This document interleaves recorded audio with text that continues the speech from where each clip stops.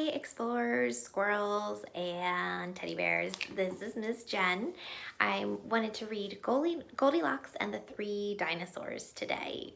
We tried to read this on our call this morning, and we were having trouble with the sound. So this is a story, a take on Goldilocks and the Three Bears that you've heard. And I think it's got some sneaky dinosaurs in here that are trying to trick somebody. So let's see what happens. This is written by Willems, who also wrote all the Piggy and Gerald books and how the Don't Let the Pigeon Drive the Bus, all those great stories. Once upon a time, there were three dinosaurs. Papa Dinosaur, Mama Dinosaur, and some other dinosaur who happened to be visiting from Norway. One day, for no particular reason, the three dinosaurs made up their beds, positioned their chairs just so, and cooked 3 bowls of delicious chocolate pudding at varying temperatures. "Oh boy," said Papa Dinosaur in his loud, booming voice. "It is finally time to leave and go to the, someplace else." "Yes, yes," continued Mama Dinosaur. "I sure hope no innocent little succulent child happened by our unlocked home while we are, someplace else." Then the other dinosaur made a loud noise that sounded like a big, evil laugh. But it was probably just being polite. You know, a Norwegian expression. The three dinosaurs went someplace else and were definitely not hiding in the woods, waiting for an unsuspecting kid to come by. Sure enough, 5 minutes later, a poorly supervised little girl named Goldilocks came traipsing along. Do you see any dinosaurs hiding in there? Just then the forest boomed with what could have been a dinosaur yelling, "Gotcha!" But I'm pretty sure it was just the wind. The loud noise was immediately followed by another loud noise that sounded kind of like, "Be patient, Papa Dinosaur, the trap is not yet sprung." But that could have been a rock falling or a squirrel. This says, 2 miles, very nice house. Getting closer. Either way, Goldilocks was not the type of little girl who listened to anyone or anything. For example, Goldilocks never listened to warnings about the dangers of barging into strange, enormous houses. So as soon as Goldilocks came across a strange, enormous house, she barged right in. It says, "Welcome." Inside, Goldilocks immediately smelled the 3 bowls of delicious chocolate pudding. Said Goldilocks, "that chocolate pudding smells delicious. If only I could get all the way up to the top of that counter." Then Goldilocks noticed a very tall ladder that just happened to be there and certainly wasn't left there on purpose.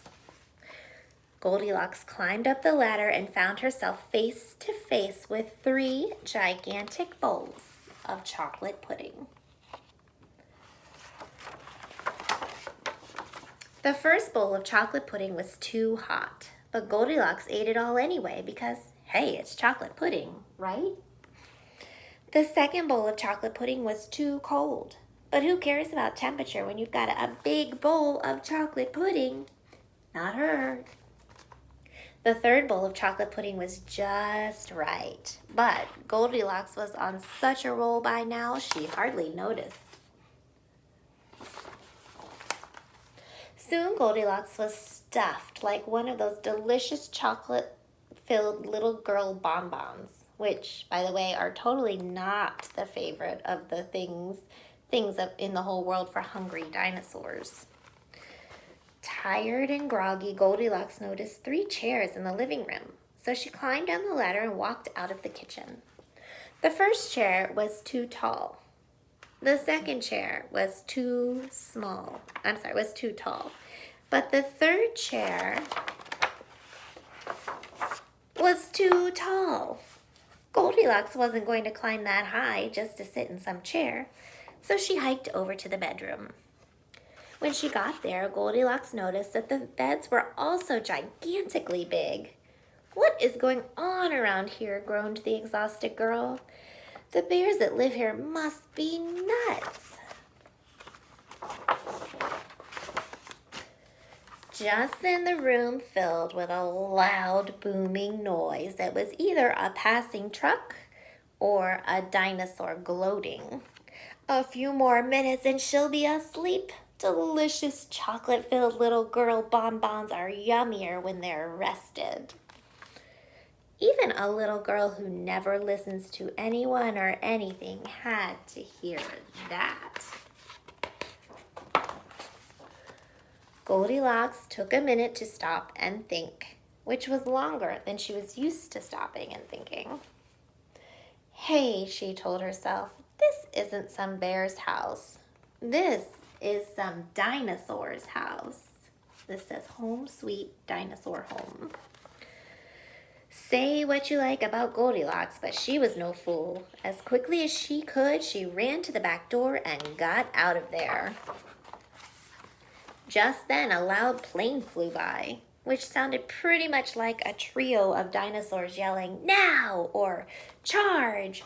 or the Norwegian expression for "chewy bonbon time." Suddenly and completely coincidentally, the three dinosaurs rushed through the front door, but they were too late. Do you notice a picture on the little nightstand here? There's our pigeon friend.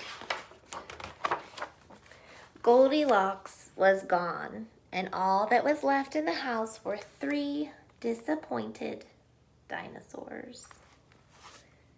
The end.